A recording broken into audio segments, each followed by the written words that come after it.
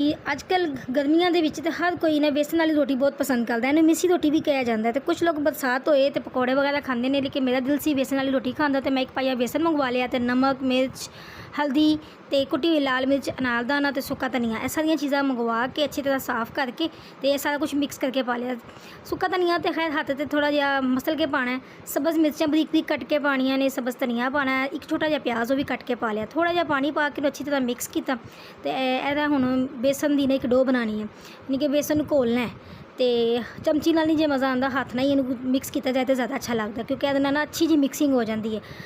ਥੋੜ੍ਹੀ ਜਿਹੀ ਸਖਤ ਨਾਲ ਰੱਖ ਕੇ ਨਾ ਇਹਨੂੰ ਬੇਸਣ ਨੂੰ ਅੱਛੇ ਜਿਹਾ ਮੈਂ ਮਿਕਸ ਕਰਕੇ ਰੱਖ ਲਿਆ। ਆਟਾ ਮੈਂ ਪਹਿਲੇ ਗੁੰਨ ਲਿਆ ਸੀ ਅਤੇ ਆਟੇ ਵਿੱਚ ਹਲਕਾ ਜਿਹਾ ਨਮਕ ਪਾ ਲਿਆ ਸੀ। ਇਹ ਦੇਖੋ ਜੀ, ਨਾਲ ਨਾਲ ਪੇੜੇ ਕਰਕੇ ਰੱਖੀ ਜਾ ਰਹੀ ਹੈ ਅਤੇ ਸਾਥ ਸਾਥ ਜਿੰਨਾ ਜਿੰਨਾ ਸਾਨੂੰ ਚਾਹੀਦਾ ਨਾ ਅਮੇਜ਼ਾ ਇਹਦਾ ਬੇਸਣ ਦਾ ਉਹ ਵੀ ਉੱਪਰ ਰੱਖ ਦਿੱਤਾ ਹੈ। ਅਤੇ ਤੰਦੂਰੀ ਮੈਂ ਤਾਈ ਹੋਈ ਹੈ ਅਤੇ ਹੁਣ ਨਾਲ ਹੀ ਰੋਟੀਆਂ ਬਣਾਉਣੀ ਸ਼ੁਰੂ ਕਰ ਦਿੱਤੀਆਂ। 2-4 ਪਕਾਉਣੀਆਂ ਸੀ ਸੁੱਕੀਆਂ ਅਤੇ ਬਾਕੀ ਪਕਾਉਣੀਆਂ ਨੇ ਬੇਸਣ ਵਾਲੀਆਂ। ਇੰਨੀਆਂ ਮਜ਼ੇਦਾਰ ਦੀਆਂ ਬੇਸਣ ਵਾਲੀਆਂ ਰੋਟੀਆਂ ਨੇ।